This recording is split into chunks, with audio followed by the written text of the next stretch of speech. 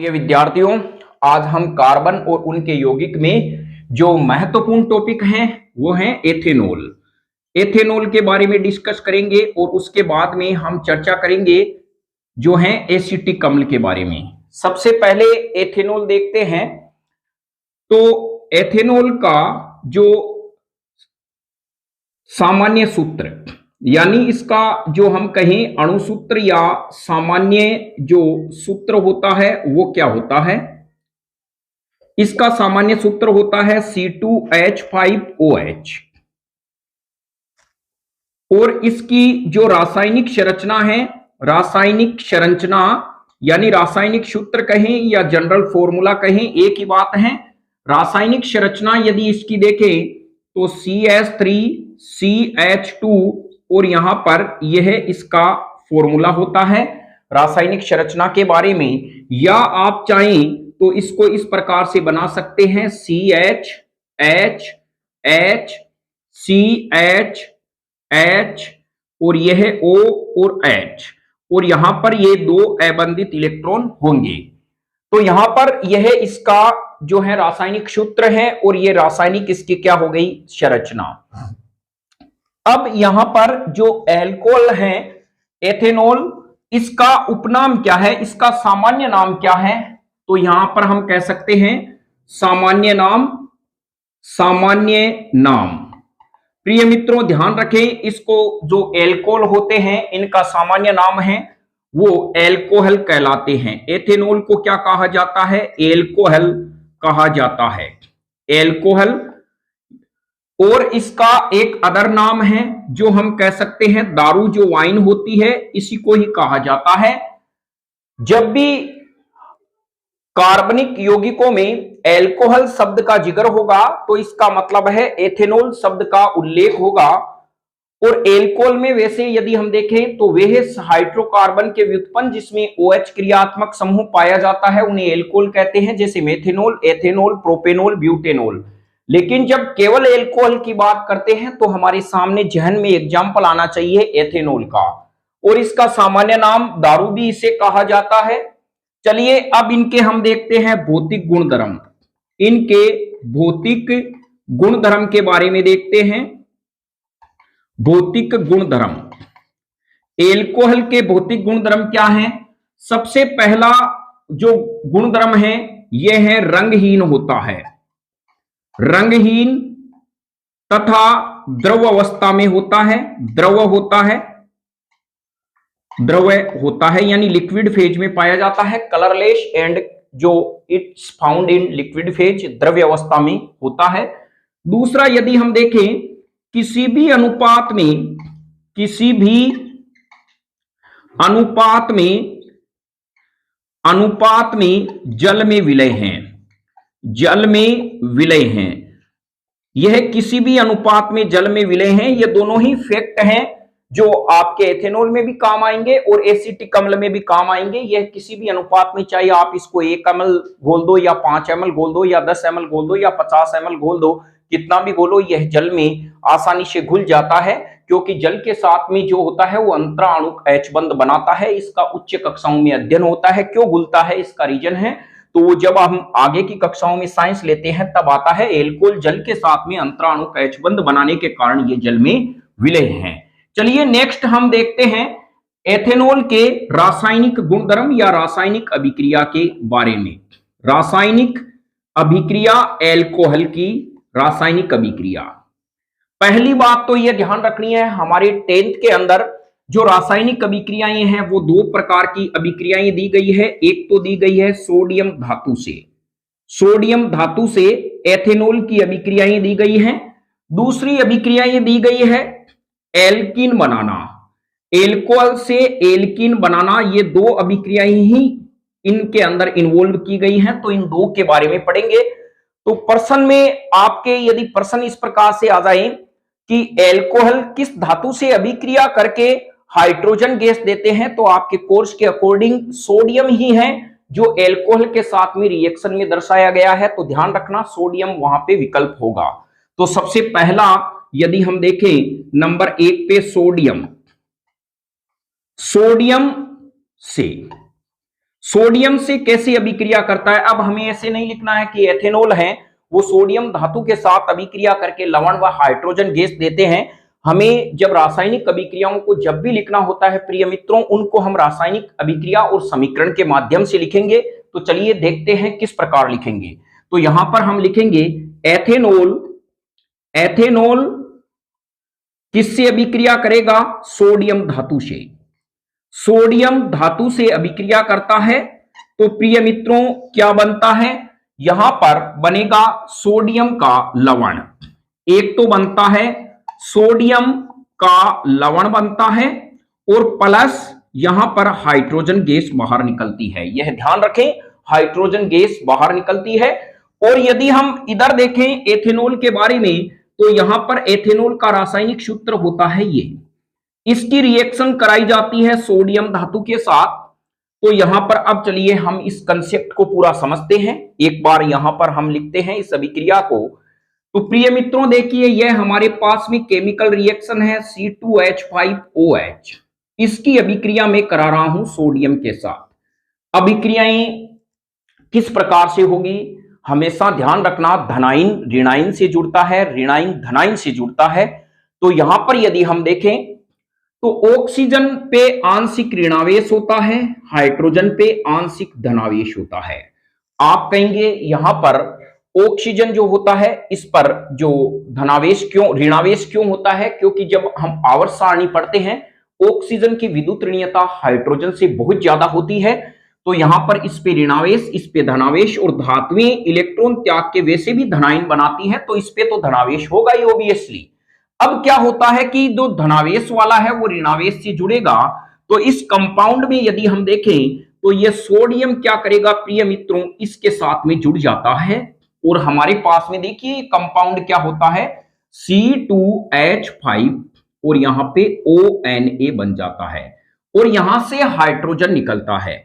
अकेला हाइड्रोजन अस्थायी होता है, ये नवजात हाइड्रोजन होता है, अकेला बनता नहीं है, ये H2 के रूप में स्टेबल है। तो यहां पर ये H2 निकलेगा। अब यहां जब दो H2 है, इधर एक H है, तो यहां दो लगा देते हैं। तो दो लगाने से सोडियम भी दो लगेंगे और यहां पर हमारे पास में यह भी दो बन जाएंगे। तो प्रिय मित्रों आप इस अभिक्रिया को समझ गए होंगे। इसका नाम जो होता है वो होता है लवण। ये जो होते हैं वो लवण होते हैं, जिसे अंग्रेजी में सोल्ट कहा जाता है। क्या कहा जाता है, सोल्ट कहा जाता है। चलिए इसका नाम देखते हैं। आपको मैंने पहले ही बताया था कि जब भी मैं लवण का नाम लिखूंगा, जैसे NaCl है, पहले मैं धनाइन का नाम लिखूंगा। यह जो होता है वो धनाइन होता है, ये ऋणाइन होता है। धनाइन का नाम होता है सोडियम, देखिए इसी के आधार पर इनका नाम होता है सोडियम और यह होता है क्लोराइड। जब भी लवण का नाम लिखा जाता है सबसे पहले धनाइन का नाम लिखा जाता है, उसके बाद ऋणाइन का नाम लिखा जाता है। तो ये नाम है, इसी प्रकार ये नाम है। ये नाम होगा कैसे, क्योंकि देखिए यदि हम इधर देखें तो यहां पर इस पर माइनस है और इस पर प्लस है। प्लस वाले का नाम पहले आएगा, तो यहां पर मैं कह सकता हूं यहां नाम हो जाएगा सोडियम। क्या नाम हो जाएगा, सोडियम। अब देखिए इसका नाम होता है एथोक्साइड।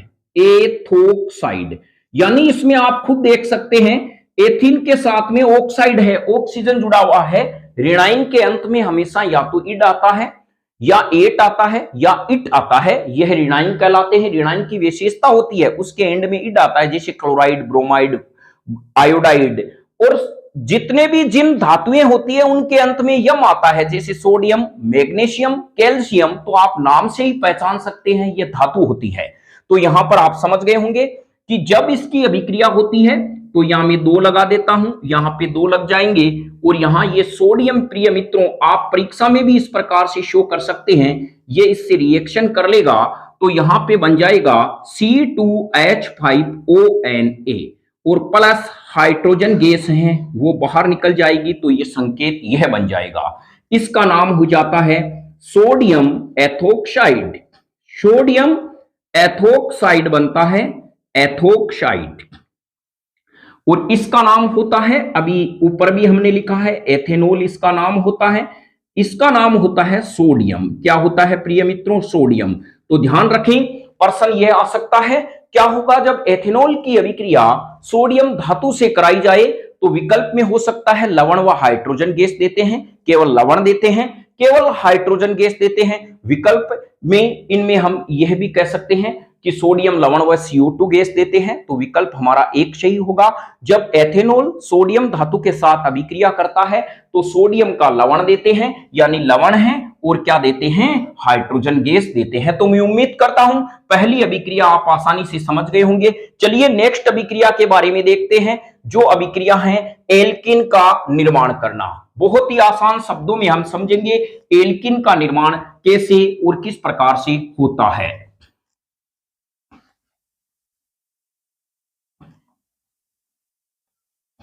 नेक्स्ट जो दूसरी हमारे पास में प्रिय विद्यार्थियों यह है एल्कीन का निर्माण। एल्कीन का निर्माण, एल्कीन का निर्माण आप जानते हैं, नाम लिखते ही एल्कीन असंतृप्त हाइड्रोकार्बन होते हैं। इनमें कार्बन कार्बन के बीच में द्विबंध पाया जाता है, यानी अनसैचुरेटेड हाइड्रोकार्बन होते हैं which contain double bond between two carbon atoms. तो यहां पे एल्कीन का निर्माण किस प्रकार से होगा, तो यहां पर हम कह सकते हैं जो हमारे पास में एल्कोहल है, एल्कोहल, एल्कोहल निर्माण कैसे होता है, यहां पे हम लिखेंगे एल्कोहल, एल्कोहल। एल्कोहल जब क्या होता है, किससे रिएक्शन करता है, यहां पर 443 केल्विन पर सांद्र H2SO4 के साथ में अभिक्रिया कराई जाती है। सांद्र H2SO4 यानी सल्फ्यूरिक अम्ल की उपस्थिति में, तो यहां पे हम लिखेंगे एल्कीन बनती है, एल्कीन बनती है। हिंदी के अनुसार यह एल्कीन क्या होगी, फीमेल होगी। यहां एल्कीन बनता है शब्द नहीं बनता, एल्कीन बनती है। एल्कोहल 443 केल्विन पर जब गर्म करते हैं तो एल्कीन बनती है। अब चलिए यहां पर हम इसकी रिएक्शन देखते हैं। तो प्रिय मित्रों थोड़ा सा आप ध्यान रखना, कोई भी हमारे पास में जैसे कंपाउंड है CH3CH2OH, ये कंपाउंड क्या होता है, ये यौगिक होता है। ये रासायनिक अभिक्रिया के अनुसार जिस हिसाब से अभिक्रिया है उसके अनुसार हम इसको चेंज कर देते हैं। तो मैं इसको इस प्रकार से लिख रहा हूं, एल्कोहल को, यानी यहां पे CH2 है और ये H है। देखिए इसमें से मैंने एक H को नीचे लिख दिया जिससे अभिक्रिया को आसानी से समझाने में रहे। फिर यहां पे CH2, फिर यहां पे OH, यह लिख दिया, यानी ये OH नीचे की तरफ इसको कर दिया। फिर यहां पे 443 केल्विन, 443 केल्विन और फिर सांद्र H2SO4 में रिएक्शन होती है। होगा क्या इसमें, जब आप खुद देख लीजिए किसी भी चीज को आप जब गर्म करते हैं उसमें से पानी निकल जाता है, यानी जल बाहर निकलेगा। तो जल जो बाहर निकलेगा वो इस प्रकार से होगा, हम इस प्रकार से समझा सकते हैं, ये जल बाहर निकलता है, OH और H बाहर निकलता है। जैसे ही ये H और OH बाहर निकलता है तो हम यहां पर ये कह सकते हैं -H2O इसमें से बाहर निकल गया। इसके नीचे हम लिख सकते हैं। अब देखिए प्रिय मित्रों बचा क्या, जब यह बच जाता है तो यहां पर हमारे पास में जो प्रोडक्ट बनता है वो है CH2 और CH2, यही बचा क्योंकि H और OH इसमें से बाहर निकल गया। अब आप खुद बताइए कार्बन की संयोजकता कितनी होती है, 4। यहां पर 2 और 1 3 है, यहां पर भी 2 और 1 3 है। 4 बनाने के लिए मैं डबल बॉन्ड लगा दूंगा तो मेरे पास में बनता है एथीन। क्या बनता है प्रिय मित्रों, एथीन बनता है। तो इसका मतलब मैं कहूंगा एथीन का निर्माण एल्कोहल के निर्जलीकरण से होता है। तो यहां पर सांद्र H2SO4 करता क्या है, सांद्र H2SO4 इस अभिक्रिया में एल्कोहल से जल को बाहर निकालने का काम कार्य करता है, निर्जलीकारक का कार्य करता है। इसके लिए रिएक्शन ऑफ मैकेनिज्म होती है। पहले H2SO4 अपना प्रोटॉन देता है, प्रोटॉन देने के बाद में यहां से दूसरी स्टेप में रिमूव ऑफ H2O होता है, फिर रिमूव ऑफ क्या होता है, हाइड्रोजन बाहर निकलता है। ये इसकी रिएक्शन मैकेनिज्म जब हम 12th क्लास में जाते हैं तब देखने को मिलती है। चलिए यहां पर आपके 10वीं में काम इतना ही सफिशिएंट है। अब यहां पर कुछ इसके महत्वपूर्ण बिंदु लिख लें एल्कीन के निर्माण में, एल्कीन यानी एथीन के निर्माण में। तो यहां पर जो महत्वपूर्ण फैक्ट होंगे वो ये हैं, इस अभिक्रिया में एल्कोहल का निर्जलीकरण होता है, निर्जलीकरण होता है, निर्जलीकरण होता है। अब चलिए इस वर्ड को समझते हैं। आपने कभी निर्जला ग्यारस देखी होगी। निर्जला ग्यारस में महिलाएं पानी बिल्कुल भी नहीं लेती, उस दिन बिल्कुल भी नहीं पीती है पानी। तो यहां पे हम कह सकते हैं निर्जलीकरण का मतलब है पूरा का पूरा अल्कोहल से जल बाहर निकल जाता है। और तथा सांद्र H2SO4 सांद्र H2SO4 निर्जलीकारक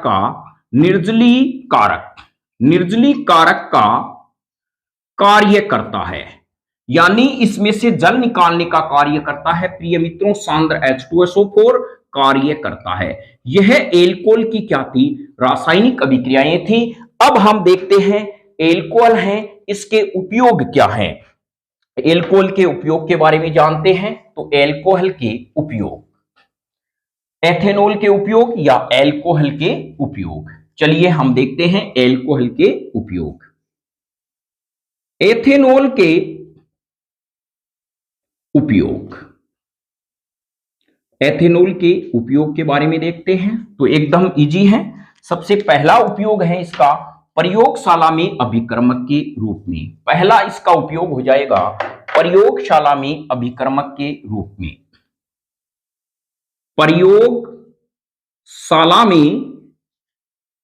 प्रयोगशाला में अभिकर्मक के रूप में, अभिकर्मक के रूप में पहला यह उपयोग, यानी इसको प्रयोगशाला में जो बहुत से पदार्थ ऐसे होते हैं जो एल्कोहल में घुलते हैं, तो जब साइंटिस्ट इनकी रिसर्च करते हैं तो एल्कोहल को विलायक के रूप में काम में लेते हैं।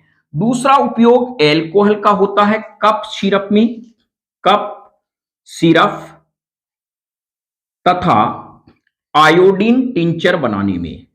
आयोडीन टिंचर बनाने में, आयोडीन टिंचर बनाने में भी इसका उपयोग होता है। प्रिय मित्रों ध्यान रखें, जो खांसी की दवाएं होती है उसमें दारू मिली हुई होती है, एल्कोहल एक निश्चित अनुपात में होती है। आयोडीन टिंचर क्या होता है? जब हमारे कोई घाव लग जाता है तो उस पर आपने देखा होगा डॉक्टर जो लाल लाल दवा लगाता है वो आयोडीन टिंचर ही होता है। तीसरा उपयोग एल्कोहल का होता है एस्टर के निर्माण में। एस्टर के निर्माण में भी क्या होता है? एल्कोहल का उपयोग होता है, एथेनॉल का उपयोग होता है। तो एथेनॉल के कोई एक उपयोग बताइए। तो ये इस प्रकार के उपयोग हैं। चलिए नेक्स्ट हम देखते हैं एथेनॉल को जो होता है पीने अयोग्य बनाना, यानी कई लोग ऐसे होते हैं जो दारू को पीकर तहलका मचाते हैं। तो दारू को पीने से यानी हमारे शरीर पर क्या प्रभाव पड़ता है, इसको पीने अयोग्य कैसे बनाया जा सकता है? तो हम यहां पे कह सकते हैं एथेनॉल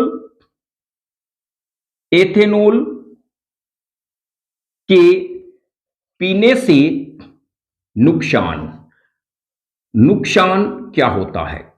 सबसे पहला नुकसान नंबर 1 CNS पर, यानी हम कहें CNS का मतलब कह सकते हैं केंद्रीय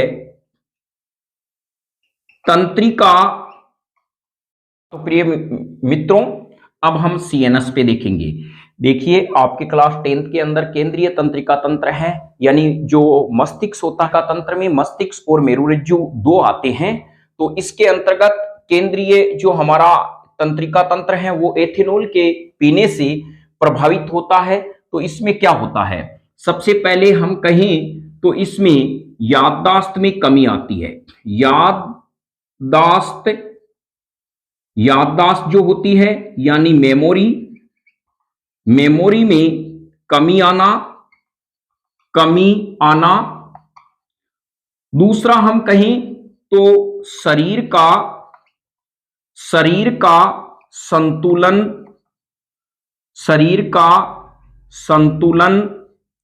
बिगड़ जाता है। यानी संतुलन नहीं बना रहता है। शरीर का संतुलन यानी बॉडी है वो इम्बैलेंस हो जाती है। और यह भी ध्यान रखें जो हमारा प्रमस्तिष्क होता है वो याददाश्त का काम करता है और शरीर का संतुलन बनाने के लिए अनुमस्तिष्क काम करते हैं। ये मस्तिष्क के ही पार्ट है। केंद्रीय तंत्रिका तंत्र में हमें पता है मस्तिष्क और मेरुरज्जु आते हैं। तो चलिए यहां पर यह पहला फैक्ट ये हो गया। तीसरा होता है व्यक्ति इसका आदी हो जाता है। व्यक्ति क्या हो जाता है प्रिय मित्रों? इसका आदी हो जाता है। हो जाता है। चाहे फिर कितना ही हो जाए, उसको दारू चाहिए। फिर आपको रास्ते में कहीं भी मिलेगा, वो कहेगा भैया आपके पास 30 रुपए हैं क्या, मेरे पास 50 हैं, मैं एक पौवा लेके आ जाता हूं। तो इस प्रकार उसकी हैबिट बन जाती है। ध्यान रखें, दारू एक समाज के अंदर ऐसा कलंक है जिससे व्यक्ति का तन मन धन सब लुट जाते हैं, बर्बाद हो जाते हैं। आंखें तब खुलती है जब उसकी फाइल यहां से बंद होकर यमराज के पास में चली जाती है, उनके परिवार वालों की आंखें तभी खुलती है। तो चलिए, यहां पर दारू पीना क्या होता है, स्वास्थ्य के लिए क्या है, हानिकारक है। तो यहां पर यह सीएनएस पे क्या होता है, प्रभाव, यह इफेक्ट पड़ता है। दूसरा यदि हम देखें तो यकृत पर यानी लीवर, इसका शरीर का एथेनॉल के सेवन से शरीर का कौन सा पार्ट सबसे ज्यादा प्रभावित होता है, तो नंबर 2 हम कह सकते हैं यकृत। यकृत है अर्थात लीवर। एथेनॉल के सेवन से, इसके सेवन से मानव का यकृत खराब हो जाता है। यकृत खराब हो जाता है, तो आपको पता होगा यकृत जब खराब हो जाता है तो व्यक्ति को पीलिया संबंधी शिकायत होती है। यदि पीलिया पर व्यक्ति और दारू टपका लेता है तो वो खुद टपक जाता है। तो यहां पर 2 महत्वपूर्ण इफेक्ट होते हैं, सीएनएस पे और यकृत पे इनका इफेक्ट पड़ता है। अब हम कहें एथेनॉल को पीने अयोग्य कैसे बनाएं, तो प्रिय मित्रों चलिए इनके बारे में देखते हैं कि एथेनॉल को पीने अयोग्य बनाना किस प्रकार से पीने अयोग्य बनाया जाता है। एथेनॉल को पीने अयोग्य बनाना,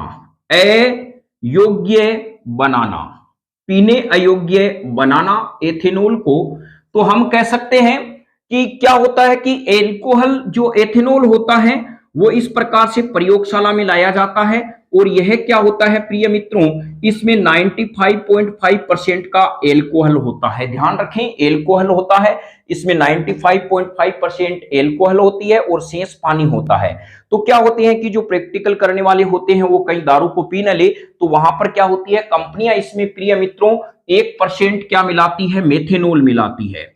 1% मेथेनॉल मिलाती है। ये तो आपके 10th के कोर्स के अकॉर्डिंग है।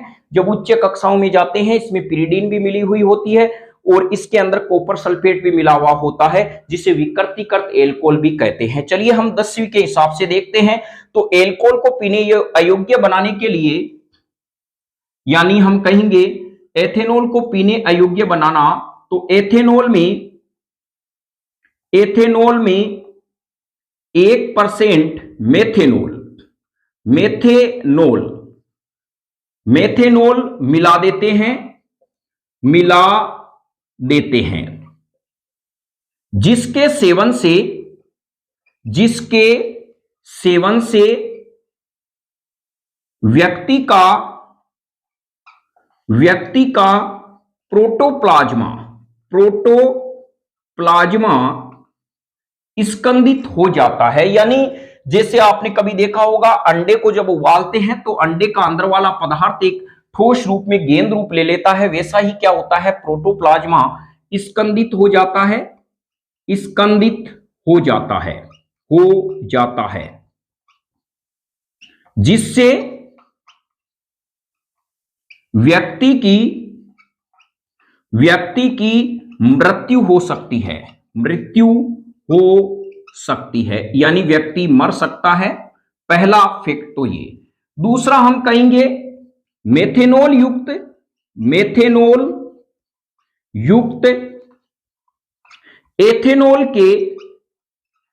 एथेनॉल के सेवन से व्यक्ति अंधा हो जाता है। क्या हो जाता है, अंधा हो जाता है।